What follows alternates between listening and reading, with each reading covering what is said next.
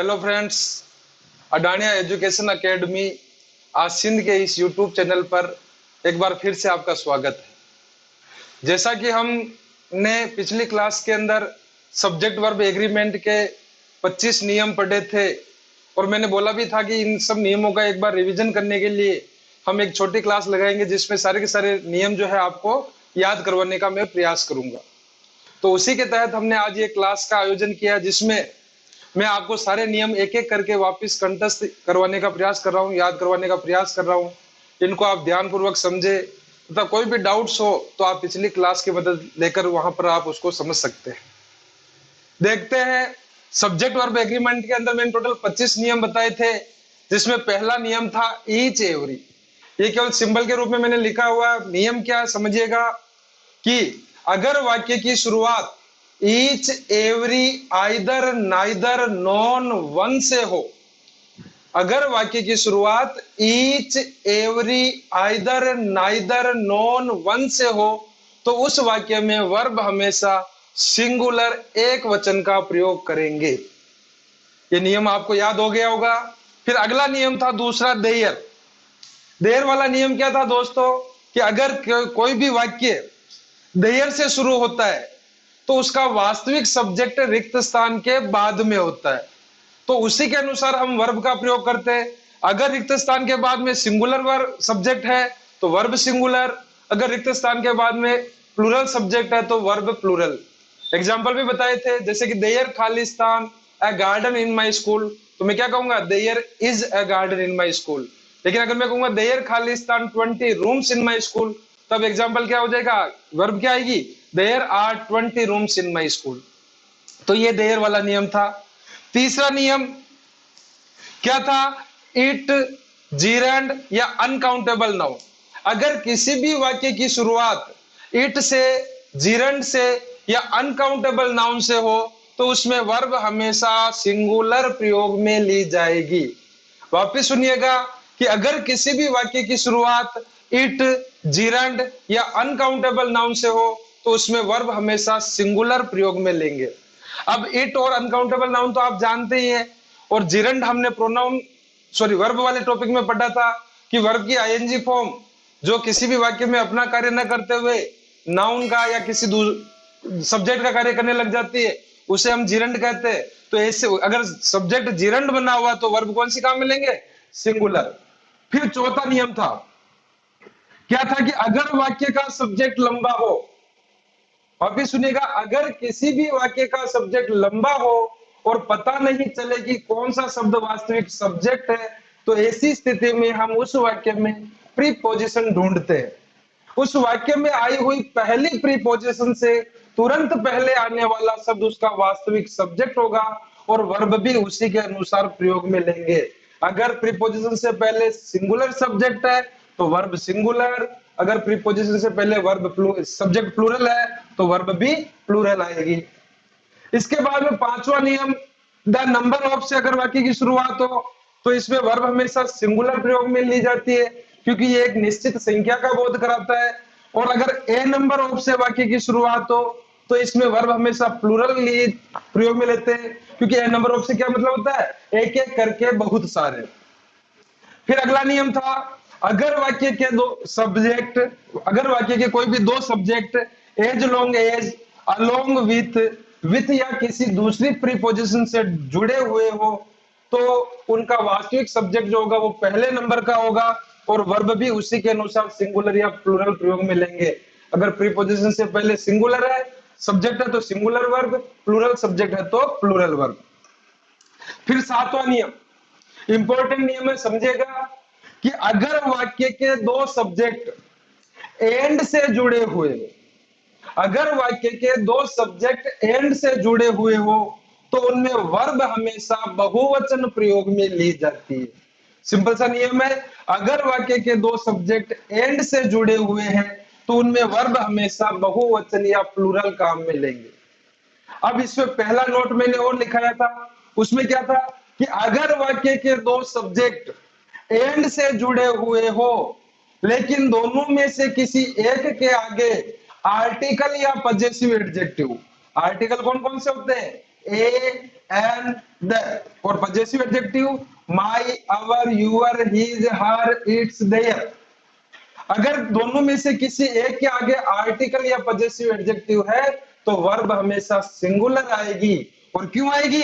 क्योंकि वो दोनों ही सब्जेक्ट एक ही व्यक्ति का बोध करेंगे।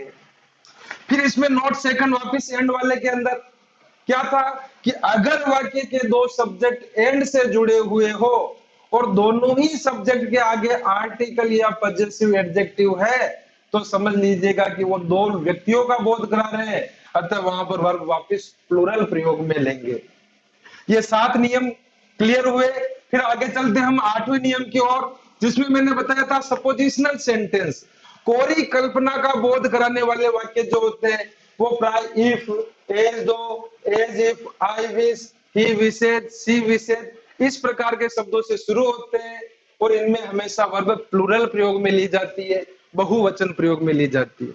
लेकिन ये सपोजिशनल सेंटेंस जो होते हैं तो केवल कोरी कल्पना का बोध कराते हैं। लेकिन एक होते हैं कंडीशनल सेंटेंस, शर्त वाले वाक्य जो वास्तविकता बताते हैं, और ऐसे वाक्यों में जो सब्जेक्ट का नंबर होगा, अगर सब्जेक्ट एक वचन है तो वर्ब भी एक वचन प्रयोग में लेंगे, अगर सब्जेक्ट बहुवचन है तो वर्ब भी बहुवचन प्रयोग में आएगी। फिर 9वां हमारा नियम था कि तीनों पर्सन के प्रोनाउन अगर एंड से जुड़ते हैं, पहले मैंने इनका क्रम बताया था कि अगर फर्स्ट पर्सन, सेकंड पर्सन और थर्ड पर्सन, तीनों ही पर्सन के प्रोनाउन अगर एंड से जुड़ते हैं तो वाक्य में अगर अच्छा सेंस है, कोई अच्छी बात बता रहा है, तो इनका क्रम रहेगा 231 231, पहले सेकंड पर्सन का, फिर थर्ड पर्सन का, फिर फर्स्ट पर्सन का प्रोनाउन आएगा। और अगर ये बैड सेंस बताता है, कोई पाप या फिर उसकी कोई गलती है उसके बारे में बता रहा है, तो वहां पर फिर हम उनका क्रम जो होगा वो 1 2 3 होगा, 123 होगा, ध्यान रखिएगा। और एंड से जो अगर तीनों पर्सन के प्रोनाउन जुड़ते हैं तो वर्ब हमेशा इनमें प्लूरल ही प्रयोग में आती है, चाहे गुड सेंस में हो चाहे बैड सेंस में हो। तो दोस्तों सब्जेक्ट वर्ब एग्रीमेंट के अंदर जो हमारा अगला नियम 10वां जो नियम है वो क्या कहता है समझिएगा। अगर किसी वाक्य के पहले शब्द के पहले अक्षर, ये तो केवल सिंबल केवल समझने के लिए लिख रखा है कि अगर कोई भी वाक्य है और उसका जो पहला शब्द है उसके पहले अक्षर के अलावा दूसरे शब्द का पहला अक्षर भी कैपिटल हो तो समझ लीजिए वह किसी ना किसी का नाम है, और नाम के लिए वर्ब हमेशा कौन सी काम में लेंगे? सिंगुलर।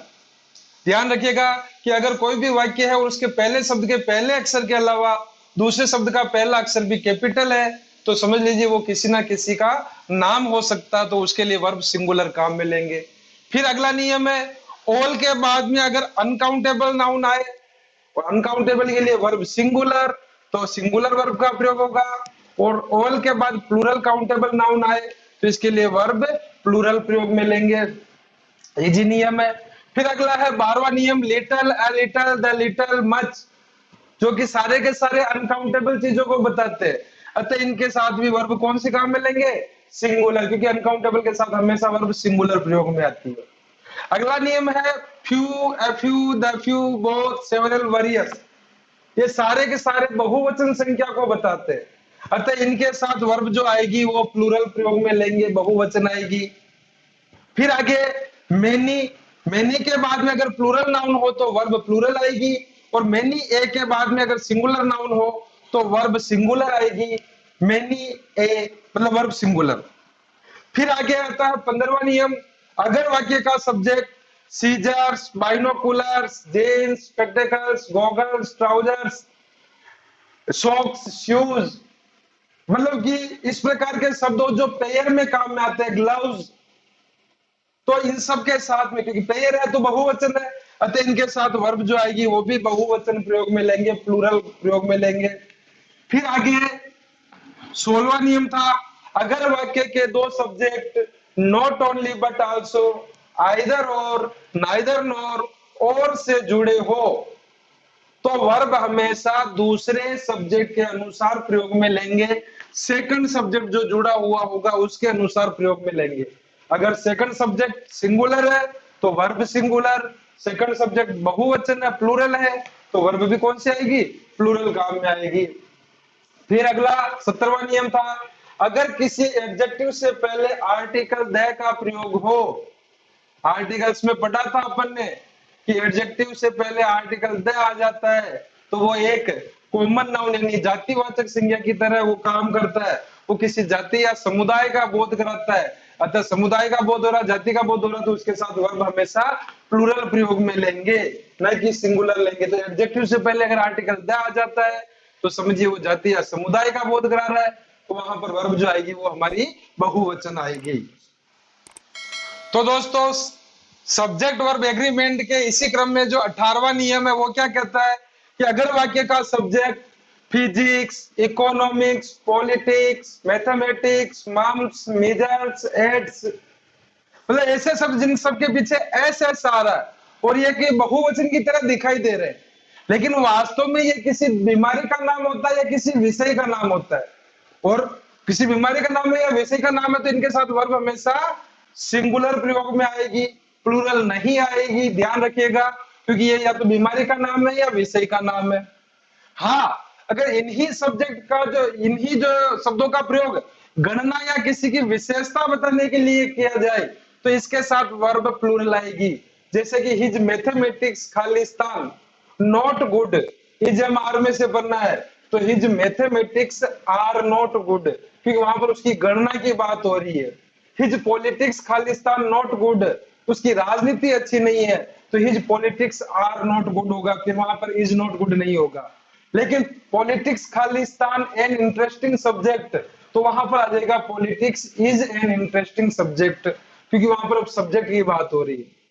फिर आगे का 20वां जो नियम है वो कहता है कि अगर वाक्य का सब्जेक्ट जूरी, मॉब, पुलिस या कोई भी मतलब कि कलेक्टिव नाउन या कोई समूह बना हुआ हो तो उसके साथ वर्ब हमेशा हम कौन सी काम में लेंगे, सिंगुलर प्रयोग में लेंगे। अब यहां पर एक नोट और आगे आ रहा है कि अगर कार्य को करते हुए इन सब समूह के सदस्यों का बंटवारा हो जाता है, वो अलग अलग सोच विचार करने लग जाते हैं या अलग अलग कार्य करने लग जाते हैं, तो वहां पर फिर वर्ब सिंगुलर ना होकर प्लूरल हो जाती है।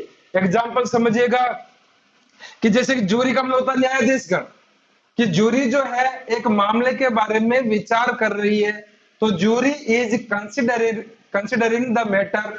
अब यहां पर वो क्या कर रहे हैं, एक ही मामले पर सभी मिलकर सोच विचार कर रहे हैं, लेकिन अब वो निर्णय देते समय अपने अपने अलग मत रखते हैं, तो वहां पर क्या लिखेंगे, द जूरी आर डिवाइडेड। अब वहां पर आर आ रहा है क्योंकि वो अपने मत अलग अलग दे रहे हैं। तो ऐसी स्थिति में अगर सदस्यों का बंटवारा हो जाता है तो वर्ब प्लूरल, बाकी इनके साथ वर्ब सिंगुलर प्रयोग में लेंगे।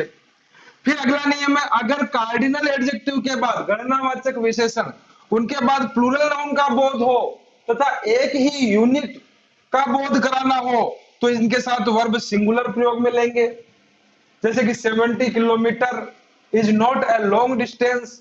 अब 70 किलोमीटर को एक ही यूनिट में बताना हो मुझे तो वर्ब सिंगुलर प्रयोग में लूंगा। और अगर इनको अलग अलग यूनिट में बताना हो तो फिर इनके साथ वर्ब कौन सी आ जाएगी, प्लूरल आ जाएगी। फिर आगे का जो 22वां नियम है उसको समझेंगे कि कुछ नाउन जैसे कैटल, पुलिस, पीपल, डजन, ये दिखने में तो सिंगुलर दिखाई देते हैं, लेकिन अर्थ की दृष्टि से ये बहुवचन होते हैं, प्लूरल होते हैं। और बहुवचन है तो वर्ब भी इनके साथ कौन से आएगी, प्लूरल आएगी, ध्यान रखिएगा। फिर अगला है 23वां नियम कि नथिंग बट या एवरीथिंग बट के बाद चाहे आने वाला नाउन सिंगुलर हो या प्लूरल हो, वर्ब का इसके ऊपर कोई प्रभाव नहीं पड़ता है, इसके साथ वर्ब हमेशा सिंगुलर प्रयोग में आती है।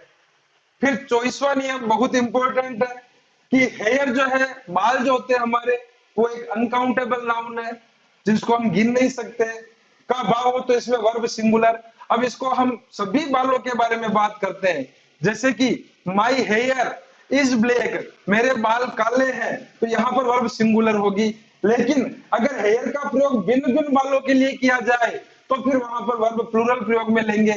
जैसे कि some of my hairs are white, मेरे कुछ बाल जो है सफेद। अब कुछ बालों की बात कर रहे हैं तो वर्ब प्लूरल आएगी, और सभी का एक ही समूह के रूप में अगर उनका प्रयोग किया जा रहा है तो वर्ब सिंगुलर प्रयोग में लेंगे। अंतिम नियम है कि अगर वाक्य का सब्जेक्ट रिलेटिव प्रोनाउन से जुड़ा है, रिलेटिव प्रोनाउन कौन से होते हैं जो प्रोनाउन में अपने पढ़े हैं, हु, विच, दैट, इस प्रकार के शब्द। तो अगर वाक्य का सब्जेक्ट रिलेटिव प्रोनाउन से जुड़ा हुआ है तो जिसके लिए या जिस शब्द के लिए रिलेटिव प्रोनाउन आता है उसी शब्द के अनुसार वर्ब का प्रयोग होता है। अगर वो शब्द सिंगुलर है तो वर्ब भी सिंगुलर आएगी, अगर वो शब्द प्लूरल है तो वर्ब भी प्लूरल आएगी। इस प्रकार से ये 25 ही नियम है जिनमें पूरा पूरा सब्जेक्ट वर्ब एग्रीमेंट को मैंने डालने का प्रयास किया है। दोस्तों, अगर आपको ये वीडियो अच्छा लगा हो, पसंद आया हो, तो लाइक, शेयर और सब्सक्राइब करना ना भूलें। मिलते हैं अगली क्लास में। धन्यवाद।